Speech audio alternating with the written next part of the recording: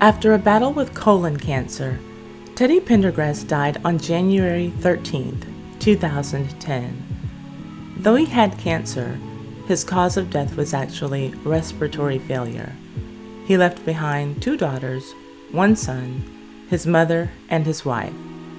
He also left behind a net worth of what was literally described as not a large sum of money or property, and his loved ones fought over that money and property for some years after he died. The acrimony among Teddy's family members had been long-standing. Teddy's relatives had 2 separate funeral receptions after his death and spent years battling in court over who would get the little of what was left. Teddy's son versus Teddy's wife. Only one of them would win in the end, if you can call it a win. If you like these videos about your favorite and most scandalous celebrities that make the Ty Said What Ty Said channel a time capsule for the culture, subscribe and hit the notification bell so that you can know every time that I upload one of these videos or every time that I live stream, and comment "I subscribed" in the comment section so that I can say hello to you. Now, on to why you are here. The battle for the estate and legacy of Teddy Pendergrass. Who would be the winner? After Teddy Pendergrass died in 2010, some confusion came about when the question of who gets what needed to be answered. Adding to that confusion was the will produced by his second wife and the will produced by his son. Yes, there were 2 wills, and neither of them divided Teddy's assets the same way at all. Some even think that this post-death family turmoil may have been a part of his karma for his possible involvement in the death of Taz Lang. I uploaded a video about that, and you can check it out here. So, who was the court system to believe? Teddy's son, Teddy Pendergrass Jr., or Teddy's wife at the time of his death, Joan Pendergrass? Teddy Pendergrass Jr. had a will dated May of 2009. He claimed that that will named him as executor and sole beneficiary. Joan Pendergrass had a will dated March of 2009, along with an amendment dated October 2009. The March will gave everything to Joan, with the exception of a small sum of money that would go to Teddy's 501c3 organization and a painting that would go to Teddy Pendergrass Jr. The October amendment to that will was almost the same, except for in the October amendment, Teddy Pendergrass Jr. didn't get the painting. In this amended will, he didn't get anything. In court, testimony suggested that the singer had almost no money when he died after complications from treatment for colon cancer. After his death, the family lost his Penn Valley home due to foreclosure. But this trial wasn't about just what existed. There was little to fight over or split up. More importantly, this battle over the estate of Teddy Pendergrass was about the future returns that could be at stake. Joan Pendergrass had plans for a movie about her husband's life, but she had to put those plans on hold while the estate was settled, according to her attorney, Don Foster. The presiding judge was Stanley Ott. Each side presented to him different wills with different dates, purportedly signed or approved by Teddy Pendergrass. The hearings in Montgomery County focused on whether Teddy Pendergrass was capable of signing his own name. His son said that he could. His wife said that he could not. And whether he left his home with his son in May of 2009, when the younger Pendergrass said he drove his father to Delaware to have a will notarized.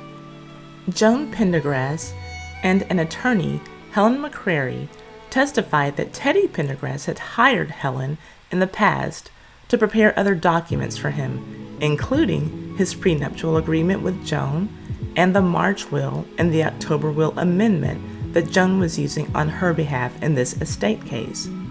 Here's where it gets murky.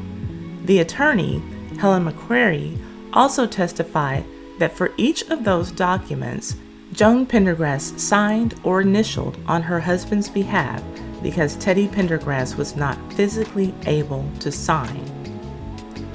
That, in and of itself, is not an unusual occurrence. However, the fact that Joan signed on behalf of Teddy Pendergrass was not noted on those documents, and that is a fact that came out while Joan and Teddy's attorney, Helen McCrary, was under cross-examination from Teddy Jr.'s attorney.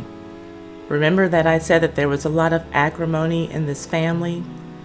Here's an example of how bad the blood was. Teddy Pendergrass, the singer, his own cousin testified against Teddy Pendergrass's son.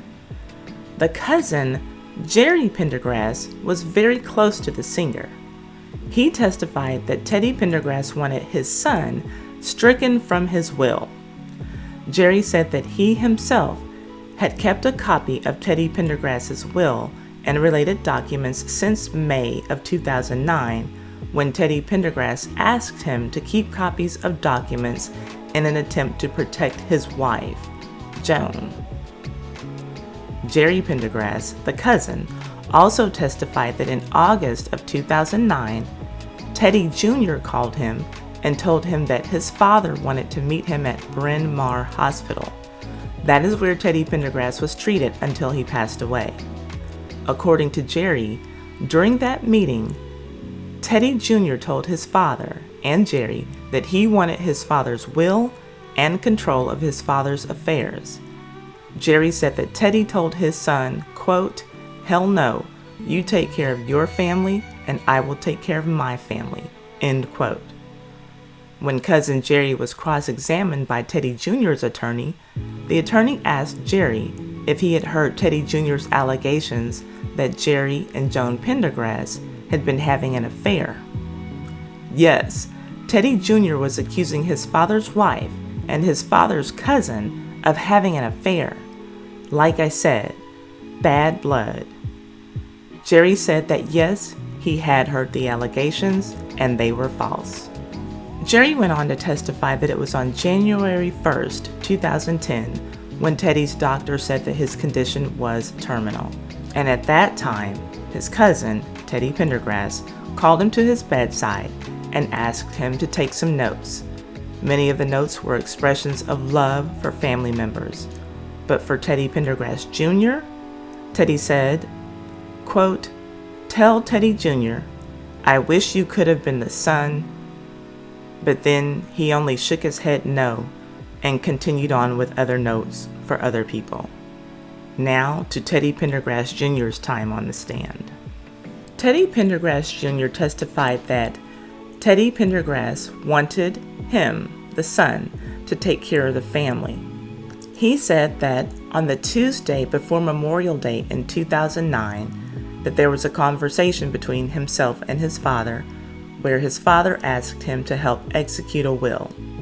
Teddy Pendergrass wanted his own mother, Ida Ebbs, and Teddy Pendergrass Jr.'s mother-in-law, Juanita, to serve as witnesses for this will. Teddy Pendergrass Jr. went on to say that the Saturday before Memorial Day, he told his father that he arranged for a notary to notarize the will that they had prepared together. So he printed the will from his computer in anticipation of this signing. Teddy Pendergrass Jr. went on to testify that the following day, he used his father's specially modified van to take himself, his father, and the two witnesses, drive them out of state to Delaware to have that will notarized. And that was the will that made him his father's sole beneficiary. When Teddy Pendergrass Jr. was asked to produce this computer that was used to write the will so that the dates could be verified, he said that the computer crashed, so he threw it away. When asked to produce the printer for the same type of verification, he said that the printer also broke down, so he threw it in the trash as well. Now, by this stage in Teddy's life, he needed around-the-clock care that was allegedly given to him by his wife and his staff of nurses. Even with that fact made clear to everyone in court, Teddy Pendergrass Jr. alleged that he was able to get his father out of the house, into that van, and on the road to Delaware, and then back to Philadelphia without any of Teddy Pendergrass's nurses or wife ever noticing that he was gone. This is a roughly 4-hour round trip if no stops were made. Judge Ott ruled that the second will that was produced by Teddy Pendergrass Jr. was completely fraudulent. The judge did not believe anything that Teddy Pendergrass Jr. told him about driving to Delaware to have his very sick father, who was on the verge of death, sign a will that left everything to him. It is recorded that he also found the testimony of Teddy Pendergrass to be, quote, wholly lacking in credibility, end quote. The judge made it very clear that he thought Teddy's son was a liar. Judge Ott wrote in his ruling that the younger Pendergrass gave conflicting accounts of that will and concluded that it was a tall tale hatched by the son when the son learned that he was being disinherited by his father. That decision allowed Joan Pendergrass to register her March 2009 will, not the amended will from October, but the March will, which left most of the estate to her. And again, that small sum would go to the charity that Teddy Pendergrass ran. And because Joan's amendment was thrown out, Teddy Pendergrass Jr. did receive something, the painting that was mentioned earlier, which, by the way, was a painting of his father. And that was it. The ruling was in Joan's favor. Teddy Jr. and his attorney talked about possibly challenging the ruling, but when all of this came back to court, it was because of Joan, not Teddy Jr. A year after she won in the estate battle, Joan Pendergrass filed a lawsuit against Teddy Pendergrass Jr. under the Dragonetti Act. The Dragonetti Act was passed in 1980 by the Pennsylvania legislature. It is a law that is specifically designed to allow those who have been named as defendants in civil actions to sue those who have pursued them if they believe that the actions were a wrongful use of civil proceedings. What all of this means is that if somebody has sued you maliciously and without reasonable cause, you can sue them as long as the original claims against you are dismissed and you prevailed, which Joan Pendergrass did. She won the estate battle, so she was eligible to file suit against Teddy Jr. She was suing over a protracted estate battle that she said left her emotionally drained. She filed the suit in 2018. Joan Pendergrass said that the protracted 6-year legal battle cost her $850,000 in legal fees and subjected her to humiliation, diminished reputation, emotional distress, and anxiety. And she was going to sue everyone involved. In addition to Teddy Jr., the long list of defendants included his attorneys, Robert Racine, Timothy Holman, and Jack Rounick, and his stepsisters, LaDonna Holloway and Tisha Burnett, and their attorney, Glenn Reidenauer. For the record, the sisters did get involved in the earlier case, trying to take legal action against Joan, in case you were wondering why they are named as defendants in this case. The final defendant was the notary public, Kimberly Joyce Leafhite Cleveland, who certified the will that was found to be fake in the first trial. Joan was looking for compensatory and punitive damages on multiple claims of frivolous civil litigation. In the end, Joan dismissed her claims against some of the defendants, including the daughters, and sometime later, the court dismissed the rest of the claims. I obtained that case filing, and I will not get into it here because obviously that case didn't go anywhere because everything ended up being dismissed.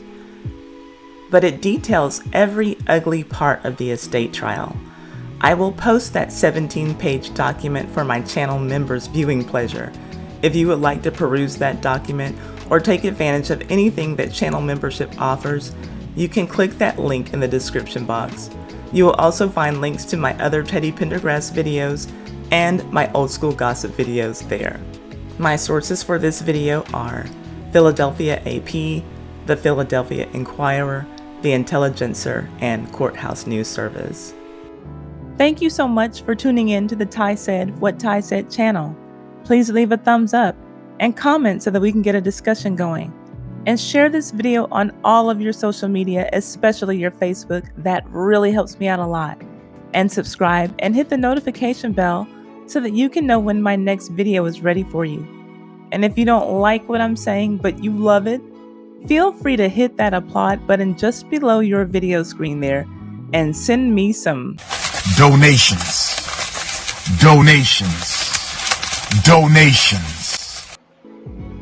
Yeah, baby. See you on the next video.